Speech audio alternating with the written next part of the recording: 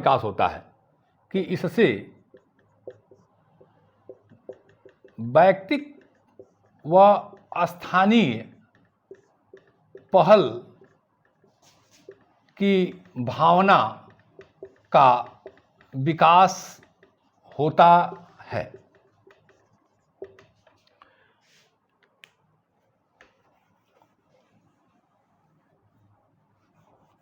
Kropotkin बहुत ही महत्वपूर्ण विचारक हैं इस दुनिया के। जब पूरा यूरोप डार्विन के सिद्धांत पे आ गया कि संघर्ष ही जीवन का आधार है और सर्वाइवल टू फिटेस्ट जो योग्यतम के जीवित रहने का सिद्धांत है, तब क्रोपाटकिन ने कहा नहीं, सहयोग जीवन का आधार है। तो बहुत बड़े लेखक हैं, ये विचारक हैं जिन्होंने सहयोग को जीवन के लिए आवश्यक माना है। संघर्ष के आधार पे पूरा यूरोप युद्ध की व्यवस्था में लग गया था अपने आप को। क्रोपाटकिन एक महान चिंतक हैं जो सहयोग को जीवन का आधार मानते हैं। तो क्रोपाटकिन का मानना है कि प्रादेशिक तथा कार्यात्मक विकेंद्रीकरण की वास्तविक उन्नति इस बात में निहित है कि इससे व्यक्तिगत व स्थानीय पहल की भावना का विकास होता है। कि जो स्थानीय पहल है, व्यक्तिगत पहल है, ये विकेंद्रीकरण का बहुत महत्वपूर्ण चीज है। अब इतना सारा अच्छाइयां आपने देखा तो निश्चित रूप से कुछ बुराइयां भी होंगी, क्योंकि मैं बार बार कहता हूं कि राजनीति में तो बहुत जरूरी है कि आप विशेषता के साथ साथ बुराइयों की भी बात करें। तो विकेंद्रीकरण की आलोचना, अच्छाई तो बहुत हुआ, अब थोड़ा आलोचना की भी बात हो जाए। विकेंद्रीकरण की आलोचना, और पहली आलोचना है कि एक रूपता का अभाव, एक रूपता का अभाव। विकेंद्रीकरण की एक बहुत बड़ी समस्या है कि शासन में एक रूपता नहीं आ पाती है। पूरा देश एक इकाई के रूप में काम नहीं कर पाता। केंद्र सरकार कुछ और कहेगी, केंद्रीय शक्तियां कुछ और कहेंगी, स्थानीय शक्तियां कुछ और कहेंगी, तो पूरे देश को लेकर एक रूपता नहीं बन पाती है। एक सांचे के अंदर हम नहीं ढाल पाते हैं। और इससे तुरंत दूसरी आलोचना सामने आ गई कि संघर्ष में वृद्धि, संघर्ष में वृद्धि, स्थानीय इकाइयां और केंद्रीय सत्ता में संघर्ष होने लगता है। जैसा कि हम भारतवर्ष में देख सकते हैं, केंद्र सरकार कहेगी कि हमने राज्य सरकारों को ये दिया, राज्य सरकार सही काम नहीं कर रही है। राज्य सरकार कहेगी कि नहीं भैया, केंद्र ही बहुत खराब है, केंद्र ने हमको कुछ दिया नहीं। खास करके जहां अलग अलग दलों की सरकारें हों, केंद्र में और राज्य में, तो इस कबीर का है कि दो पाटन के बीच में साबुत बचा न कोई, इन दोनों के बीच में जनता पिसती है। तो संघर्ष में वृद्धि होगी। उत्तरदायित्वहीनता, उत्तरदायित्वहीनता, विकेंद्रीकरण में केंद्र सरकार अपना उत्तरदायित्व राज्य सरकार पे डालेगी, राज्य सरकार अपना स्थानीय पे डालेगी। स्थानीय सरकारें कहेगी कि ऊपर की संस्थाएं खराब हैं, ऊपर कहेगी कि नीचे के लोग खराब हैं। तो उत्तरदायित्व का बहुत बड़ा संकट पैदा होता है। स्थानीय संस्थाएं कहेंगी हम क्या करें, हमको तो ऊपर, इनके ऊपर, हमारे ऊपर जो हैं वो नहीं ठीक से काम कर रहे हैं, हमको संसाधन नहीं दे रहे हैं। तो उत्तरदायित्वहीनता का विकास होता है, उत्तरदायित्वहीनता आती है, एक दूसरे के ऊपर मारा जाता है, एक दूसरे के ऊपर जिम्मेदारियों को लादने की बात होती है। कार्य में दोहराव, कार्य में दोहराव तथा अधिक खर्चीला। विकेंद्रीकरण की एक बहुत बड़ी समस्या है कि इससे कार्य का दोहराव होने की संभावना होती है। कोई काम केंद्र ऊपर की शक्तियां किया, फिर उसी काम को निचली शक्तियों ने किया, तो कार्य दोहरे कार्य के रूप में सामने होने लगते हैं। कार्य में दोहराव जब होगा तो खर्चीला होगा। और खास करके छोटे देशों में यह बहुत बड़ी समस्या होगी कि एक ही काम दो दो लोग कर रहे हैं। तो विकेंद्रीकरण में स्थानीय इकाइयों को शक्ति दीजिए, उनकी व्यवस्था कीजिए, उनकी सारी समस्याओं को देखिए, उनके लिए सारे खर्चों की व्यवस्था कीजिए। वो अपने अलग तरह से उस कार्य को करा रहे हैं, केंद्रीय सत्ता अलग उस कार्य को कर रही है, उनके लिए अपने पदाधिकारी, अपने अधिकारीगण, उनका बजट अपना। तो केंद्र और स्थानीय उच्च स्तर निम्न का जो अलग अलग ये व्यवस्थाएं हैं, और खास करके छोटे राज्यों में दोहराव होने का, अधिक विकेंद्रीकरण होने का जो सबसे बड़ा नुकसान होगा कि अधिक खर्चीला होगा, खर्च बढ़ेगा। एक ही काम को दो लोग करेंगे, अलग अलग रूपों में करेंगे, तो निश्चित रूप से खर्चा बढ़ेगा।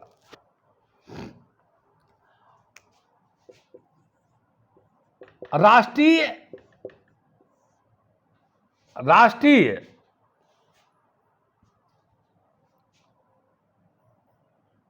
भावना में कमी।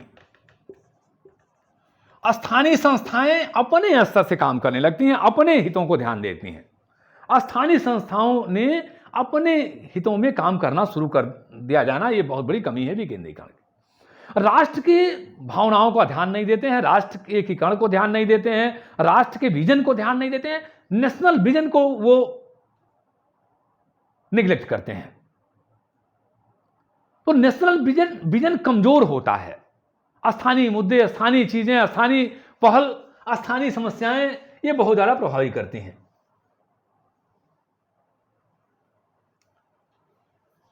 स्थानीय राजनीति का दुष्प्रभाव। स्थानीय राजनीति का दुष्प्रभाव होता है वही क्षेत्रवाद की भावना, अपने स्थानीयता की भावना, संकीर्णता की भावना, स्थानीय समस्याओं को लेकर के हमेशा उसी को पहल करना, राष्ट्रीय हितों की उपेक्षा करना, नेशनल विजन को इग्नोर करना, ये इनकी सबसे बड़ी समस्या है विकेंद्रीकरण की। और अगली समस्या है निचले स्तर पर कार्यकुशलता और दक्षता का अभाव। निचले स्तर पर कार्यकुशलता तथा दक्षता का अभाव। अगर हम देखें तो स्थानीय सरकारों ने, स्थानीय इकाइयों ने में ना तो निर्णय लेने की क्षमता होती है ठीक से, ना कार्यकुशलता होती है, ना कार्यों को पूरा करने की क्षमता होती है। भारतवर्ष में पंचायतों को सामाजिक और आर्थिक विकास को बेहतर करने के लिए बहुत सारे व्यवस्थाएं दी गई। 1992 में 73वां संशोधन, उसके बाद फिर 74वां संविधान संशोधन, और भी अनेक माध्यमों से स्थानीय शासन प्रशासन को मजबूत किया गया।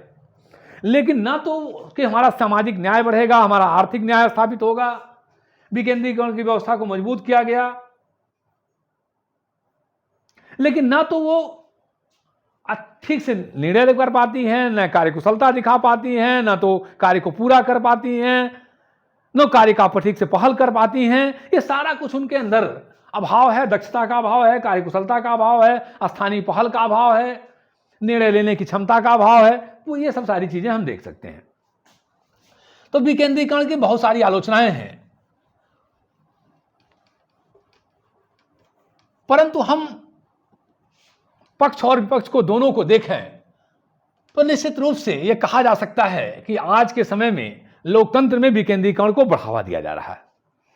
लोकतंत्र में विकेंद्रीकरण को बढ़ावा दिया जा रहा है जिससे लोकतंत्र की जड़ें गहरी हों, स्थानीय इकाइयों का समस्याओं का समाधान करने की क्षमता बढ़े, स्थानीय इकाइयों की शक्तियों में वृद्धि हो, लोगों की अधिक से अधिक सहभागिता बढ़े, जागरूकता बढ़े, केंद्र का कार्यभार कम हो। तो निश्चित रूप से विकेंद्रीकरण ज्यादा महत्वपूर्ण तत्व है लोकतांत्रिक व्यवस्था के लिए। अब विकेंद्रीकरण के प्रकार, विकेंद्रीकरण के प्रकार, इस पे थोड़ी हम चर्चा कर लें। और पहला है राजनीतिक विकेंद्रीकरण। राजनीतिक विकेंद्रीकरण,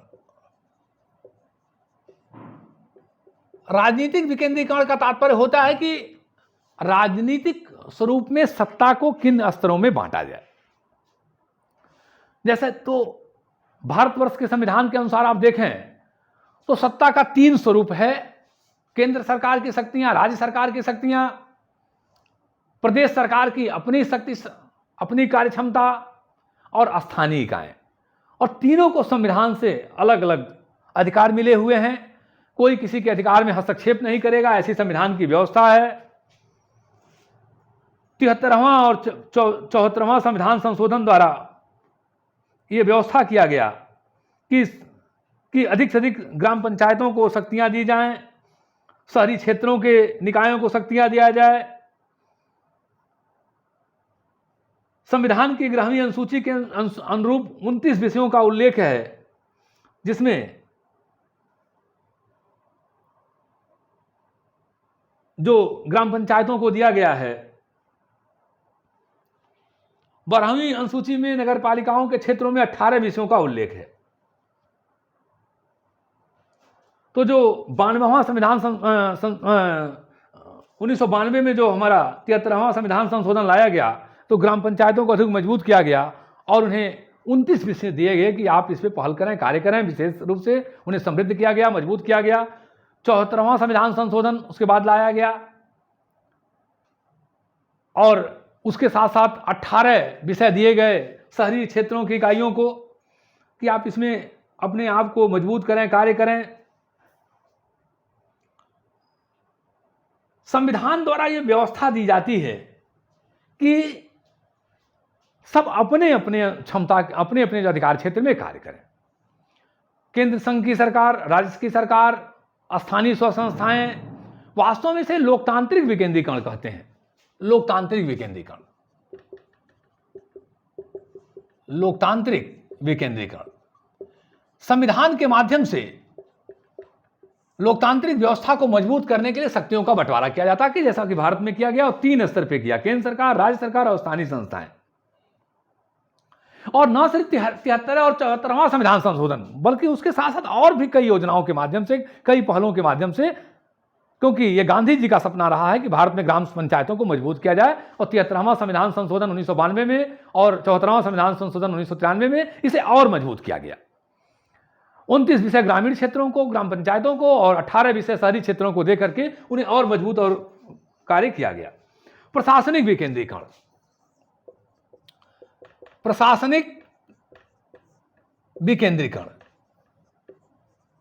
प्रशासनिक विकेंद्रीकरण का अर्थ हुआ कि प्रशासन के स्तर पे कार्यभार को हल्का किया जाए, कार्य को उच्च पदाधिकारियों से कुछ निम्नस्थ को दिया जाए, जिससे उच्च का कार्यभार हल्का हो, उनके निम्नस्थ पदाधिकारियों को भी काम करने का अवसर मिले। ये प्रशासनिक व्यवस्था किया गया। विश्व बैंक ने, इसका बहुत बड़ा फायदा है, उच्च पदाधिकारियों के कार्यभार हल्के होंगे, निम्नस्थ को अपना प्रतिभा दिखाने का अवसर मिलेगा, उनकी कार्य क्षमता में वृद्धि होगी, उन्हें भी व्यवस्था के साथ अपने व्यक्तित्व का, नेतृत्व का विकास करने का अवसर मिलेगा, अंतःक्रिया बढ़ेगी, कुशलता बढ़ेगी, कार्य क्षमता बढ़ेगी। ये प्रशासनिक विकेंद्रीकरण। तो विश्व बैंक ने इसका 3 रूप दिया है। विश्व बैंक ने इस प्रशासनिक विकेंद्रीकरण के 3 रूपों का उल्लेख किया है। पहला विकेंद्रण, विकेंद्रण, विकेंद्रण। विकेंद्रण एक ऐसी व्यवस्था है जिसमें उच्च पदाधिकारी अपने निम्नस्थ को कुछ अधिकार कार्य सौंपते हैं, लेकिन कम से कम सौंपते हैं और उनके दिए हुए कार्यों के अनुसार, उच्च पदाधिकारियों के इच्छाओं और आदेशों के अनुसार निम्नस्थ पदाधिकारी उस कार्य को करते हैं। लेकिन इसमें कार्य के प्रति उच्च पदाधिकारी ही ज़्यादा जिम्मेदार होते हैं। निर्णय उन्हीं को लेना है, उत्तरदायित्व उन्हीं का है। बस उनके सहायता के लिए कुछ उनके अधिकार कार्य नीचे के पदाधिकारियों को दे दिए जाते हैं। विकेंद्रीकरण में यह प्रयास किया जाता है कि कम से कम दिया जाए, कम से कम दिया जाए और शक्तियों का हस्तांतरण कम से कम किया जाए। दूसरा, प्रत्यायोजन। प्रत्यायोजन एक ऐसी प्रक्रिया है जिसमें उच्च पदाधिकारी अपने निम्नस्थ को अपने कुछ अधिकार और कार्य और शक्तियां दे देता है। यह विकेंद्रीकरण से इसमें शक्तियों का दिया जाना थोड़ा ज्यादा होता है, मात्रा थोड़ा ज्यादा होती है। लेकिन यह ध्यान रहे कि प्रत्यायोजन में सारी जिम्मेदारी भी उच्च पदाधिकारी की होती है। कार्य शक्तियों का प्रयोग तो ये करते हैं निम्नस्थ उच्च से प्राप्त करके, लेकिन जवाबदेही का प्रत्यायोजन नहीं होता है। कार्य का डेलीगेशन होता है, डेलीगेट करना। प्रत्यायोजन का मतलब डेलीगेट करना। तो डेलीगेट किया जाता है कार्य का, उत्तरदायित्व का कभी डेलीगेट नहीं होता। उत्तरदायित्व तो हमेशा वरिष्ठ पदाधिकारी भी होगा, लेकिन इससे इसकी मात्रा विकेंद्रीकरण की ज्यादा होगी। इसमें निम्नस्थ को कार्य करने का अवसर ज्यादा मिलेगा, अपनी क्षमता प्रतिभा दिखाने का अवसर ज्यादा मिलेगा। लेकिन यह भी ध्यान रहे कि प्रत्यायोजन में उत्तरदायित्व तो हमेशा वरिष्ठ का ही होगा। अब मैं थोड़ा एक चर्चा कर दूं कि कहीं आप विकेंद्रीकरण को प्रत्यायोजन न समझ लें। There are many differences between decentralisation and delegation, delegate किया जाना। विकेंद्रीकरण की एक व्यवस्था ये प्रशासन की है। विकेंद्रीकरण में संस्थाओं को जो अधिकार दिए जाते हैं उसके प्रति वो पूरी जिम्मेदार होते हैं, पहल होती है, उन्हें अधिकार होता है संविधान और कानून से।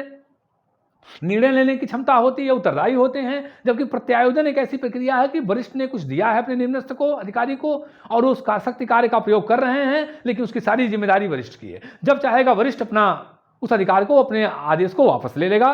तो प्रत्यायोजन और डिसेंट्रलाइजेशन में अंतर है, इसको समझिएगा। हाँ, इसमें इससे ज्यादा अधिकार और शक्तियां प्राप्त होती हैं, ज्यादा स्वायत्ता होती है। तीसरा, सत्ता हस्तांतरण। सत्ता हस्तांतरण, सत्ता हस्तांतरण, डिवोल्यूशन, DEVOLUTION।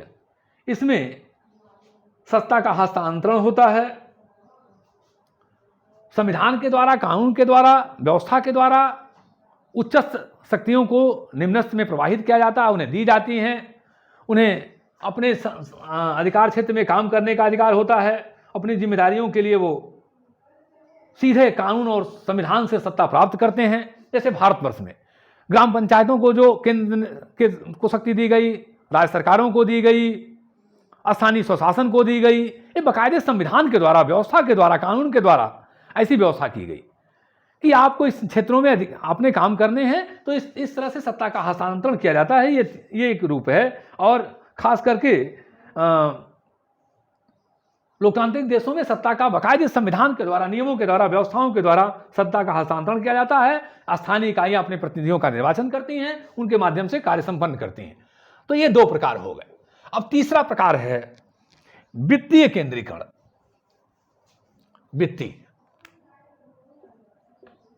वित्तीय केंद्रीकरण, फाइनेंशियल डिसेंट्रलाइजेशन। वित्तीय केंद्रीकरण में स्थानीय इकाइयों को बहुत शक्ति दी जाती है, जिससे वो वित्तीय दृष्टिकोण को अपने मजबूत करें, अपने वित्तीय व्यवस्था को मजबूत करें, आत्मनिर्भर बने, अपनी कार्य क्षमता बढ़ावें, अपने आर्थिक संसाधन मजबूत करें। जिसमें स्थानीय संस्थाओं को टैक्स लगाने की अनुमति दी जाती है। टैक्स लगाने की अनुमति, वो टैक्स लगाएंगे, उनकी वसूली करेंगे,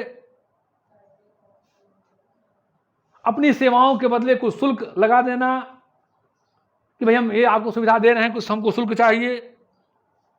केंद्र से और राज्य सरकारों से अनुदान प्राप्त करना और उधार तथा ऋण लेना।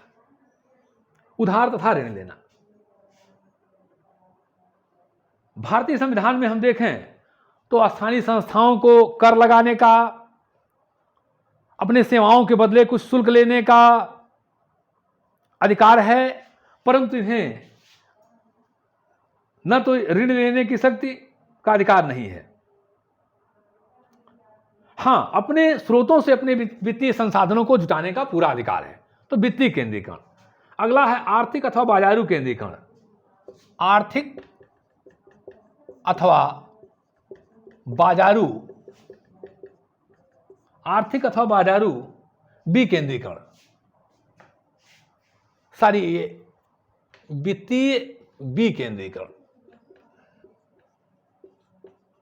वित्तीय विकेंद्रीकरण, हम विकेंद्रीकरण पढ़ा रहे हैं, केंद्रीकरण नहीं। आर्थिक अथवा बाजारू विकेंद्रीकरण, यहां थोड़ा सुधार कर लीजिएगा, क्योंकि वो केंद्रीकरण विकेंद्रीकरण पढ़ाते पढ़ाते कभी कभी केंद्रीकरण पे ध्यान चला जाता है। तो वित्तीय विकेंद्रीकरण का अर्थ हुआ कि स्थानीय इकाइयों को अपना कर निर्धारित करने, सेवाओं के बदले शुल्क लेने इत्यादि का अधिकार है, ऋण लेने का। लेकिन भारतीय संविधान व्यवस्था में उन्हें ऋण लेने का अधिकार नहीं है। अनुदान उन्हें मिलता है, वो अपना शुल्क लगा सकते हैं, कर लगा सकते हैं, अपने संसाधनों के अपना राजस्व इकट्ठा करने का उन्हें पूरा अधिकार है। आर्थिक अथवा बाजारू विकेंद्रीकरण, अर्थव्यवस्था में विकेंद्रीकरण लाना, बाजारी व्यवस्था के साथ उसको अपने आप को जोड़ना, और जिसमें मुख्य रूप से तीन चीजें हैं: उदारीकरण, निजीकरण और वैश्वीकरण। उदारीकरण, अधिक से अधिक अपनी व्यवस्था को वैश्वीकरण, और उदारीकरण, वैश्वीकरण और निजीकरण, ये तीन चीजें प्रमुख रूप से हैं: उदारीकरण, निजीकरण और वैश्वीकरण। आज आर्थिक विकेंद्रीकरण तेजी से बढ़ा है, बाजार की भूमिका बढ़ी है, अधिक से अधिक दुनिया के देश अपने बाजार दुनिया के लोगों के लिए खोल रहे हैं, अपने नियम कानून में ढील दे रहे हैं, पूरी वैश्वीकरण पूरी विश्व व्यवस्था से जोड़ रहे हैं, निजीकरण को प्रोत्साहन दे रहे हैं। यह भी विकेंद्रीकरण का एक बहुत बड़ा स्वरूप है। और इसमें सबसे महत्वपूर्ण है निजीकरण। निजीकरण को अगर हम देखें आमतौर से, तो आज अधिक से अधिक प्राइवेटाइजेशन किया जा रहा है। वित्तीय संसाधनों को जुटाने और व्यवस्था देने में निजी संस्थाओं की, निजी कंपनियों की, निजी सत्ता स्वरूपों की आर्थिक क्षेत्र में भागीदारी बढ़ाई जा रही है, जिससे अधिक से अधिक भागीदारी बढ़े। भारतवर्ष में नरसिम्हा राव की सरकार ने मनमोहन सिंह जी के वित्त मंत्री रहते हुए अधिक से अधिक निजीकरण को प्रोत्साहन दिया, उदारीकरण को प्रोत्साहन दिया। भारत में बहुत तेजी से अर्थव्यवस्था का सुधार हुआ, इसमें कोई व्यवसाय नहीं। 1991-92 में भारतवर्ष की अर्थव्यवस्था में बहुत तेजी से सुधार हुआ। हमारी अर्थव्यवस्था बहुत ही खराब हो चुकी थी, और तब से आज तक भारत सरकार उदारीकरण और निजीकरण को बढ़ाने के प्रयास में है, जिससे मुख्य तर्क है कि प्रतियोगिता को बढ़ाया जाए, स्वस्थ कंपटीशन लाया जाए, निजी घरानों को आगे लाया जाए और बाजार में और व्यवस्था में अधिक से अधिक प्रतिस्पर्धा बढ़े। सरकारी नियंत्रण में कमी, सरकारी नियंत्रण में कमी एक बहुत बड़ा काम है कि सरकारी नियंत्रण में कमी किया जाए, लाइसेंसिंग प्रणाली को में कमी लाई जाए, आसान किया जाए। हमारे प्रधानमंत्री जी भी कहते हैं सिंगल विंडो सिस्टम की बात, कि भारत सरकार दुनिया के उद्योगपतियों के लिए, पूंजीपतियों के लिए अपने दरवाजे खोल के रखी है। हम दुनिया के में भारत को बहुत आगे रूप से, वित्तीय रूप से ले जाना चाहते हैं, जिसकी शुरुआत नरसिम्हा राव की सरकार मनमोहन सिंह जी के वित्त मंत्री रहते हुए किया था। आज भारत सरकार उसको बहुत तेजी से आगे बढ़ाना चाहती है। सरकार के हस्तक्षेप को, सरकार के नियंत्रण में कमी लाना चाहती है। लाइसेंस की प्रक्रिया, काम करने की प्रक्रिया, व्यवस्था की प्रक्रिया को आसान करना चाहती है। आर्थिक क्षेत्र में अपने नियंत्रण को वह केवल रेफरी और एक अंपायर की भूमिका में देखना चाहती है, अंपायर की भूमिका में। आज दुनिया के देशों ने जितनी प्रगति किया है आर्थिक रूप से, उनके यहाँ ये निजीकरण और सरकारी नियंत्रण में कमी को बहुत स्पष्ट रूप से देखा जा सकता है। चीन जैसा साम्यवादी देश ने भी इसमें सुधार किया है।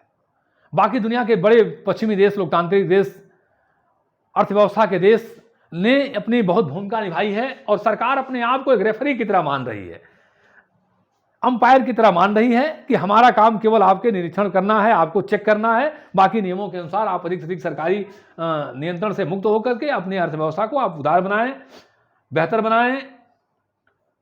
हम आपके नियंत्रण में कमी लाएंगे और आप विकेंद्रीकरण को बढ़ावा दें, आर्थिक क्षेत्र में विकेंद्रीकरण को बढ़ाएं। अब लास्ट में हम थोड़ी चर्चा करेंगे कि केंद्रीकरण अथवा विकेंद्रीकरण था आधुनिक सूचना तकनीक। विकेंद्रीकरण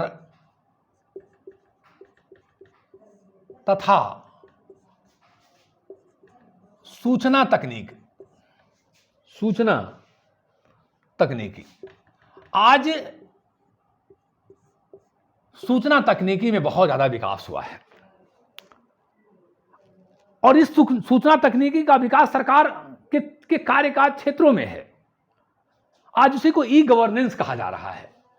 ई गवर्नेंस, सरकार अपने शासन संचालन में नई नई सूचना तकनीकों का प्रयोग कर रही है, ई गवर्नेंस के नाम से जाते हैं।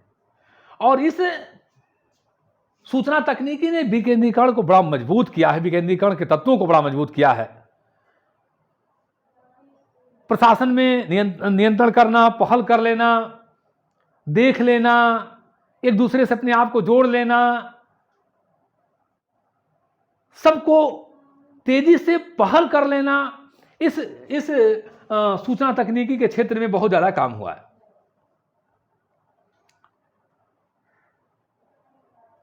एक विद्वान है नोआम चोम्स्की, नोआम चोम्स्की।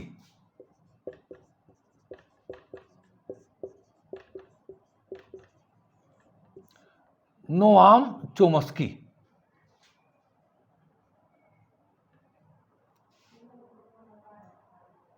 इन्होंने कहा कि सूचना तंत्र ने विकेंद्रीकरण और विकेंद्रीकरण को दोनों को बढ़ाया है। सूचना तकनीकी ने आज केंद्रीकरण को भी बढ़ाया है और विकेंद्रीकरण को बढ़ाया है। चीन ने सूचना तकनीकी का प्रयोग करके अपने केंद्रीकरण के तत्वों को ज्यादा मजबूत किया है, लेकिन सूचना तकनीकी के माध्यम से विकेंद्रीकरण को भी बहुत मजबूत किया जा सकता है, बहुत बेहतर तरीके से संचालित किया जा सकता है, क्योंकि इससे अधिक से अधिक लोगों को अपने नियंत्रण में लाना, उन्हें जांच करना, उन्हें देखना, उनको अपने आप से जोड़ना प्रशासन और शासन के लिए बहुत आवश्यक है। तो पारदर्शिता लाई जा रही है सरकारी में, कार्य को चेक किया जा रहा है कि काम हुआ कि नहीं हुआ, उनकी जिम्मेदारियों के तय किया जा रहा है, जवाबदेही को तय किया जा रहा है, स्थानीय पहल को प्रोत्साहित किया जा रहा है, सूचनाओं का आदान प्रदान किया जा रहा है, उनको जिम्मेदार बनाया जा रहा है, उनकी जवाबदेही तय की जा रही है। उस वास्तव में इस सूचना तंत्र का बहुत बड़ा योगदान है। सूचना तंत्र के माध्यम से केंद्रीय सरकारें बहुत आसानी से स्थानीय सरकारों के साथ जुड़ जा रही हैं, तुरंत उनको देख ले रही हैं, ऑनलाइन देख ले रही हैं क्या काम हो रहे हैं, किस तरह से काम हो रहे हैं, कहां कहां कौन कौन है, सबको जोड़ना, सबको साथ लेके चलना, सबके कार्यों का निरीक्षण, उनके परीक्षण, उनको जोड़ना, उनके कार्यों की जिम्मेदारी, उनकी जवाबदेही, उनके कहां तक वो कार्य पूरा कर रहे हैं, कहां तक वो जनता के अपने जो कार्य उन्होंने तय किए उसको पूरा किए कि नहीं किए। सब काम ऐसे केवल कागजों पे तो नहीं चल रहा है, सारे लोग ये तत्व बिखरे हुए तो नहीं है, संसाधनों का दुरुपयोग तो नहीं कर रहे हैं। ये सारा कुछ सूचना तकनीकी ने आज के क्षेत्र में पूरा एकदम सब में नई क्रांति ला दिया है। तो इसने केंद्रीकरण को तो मजबूत किया ही है, विकेंद्रीकरण को भी बहुत ज्यादा मजबूत किया है। इसी की तरह से आज का ये अंत में मैं कहना चाहूंगा कि विकेंद्रीकरण किसी भी व्यवस्था के लिए आज के समय में आवश्यक है, और विशेष करके लोकतंत्र के लिए यह आवश्यक है कि विकेंद्रीकरण किया जाए, स्थानीय संस्थाओं को शक्तियां दिया जाए, लोकतंत्र को मजबूत किया जाए, लोगों की पहल बढ़ाया जाए, स्थानीय संस्थाओं की क्षमता को, पहल करने की क्षमता को, कार्य क्षमता को में वृद्धि किया जाए, जनता से अधिक सहभागिता बढ़ाई जाए, जोड़ी जाए, और केंद्र सरकार के कार्यभार को हल्का किया जाए, जिससे केंद्र सरकार और भी काम कर सके। जय हिंद।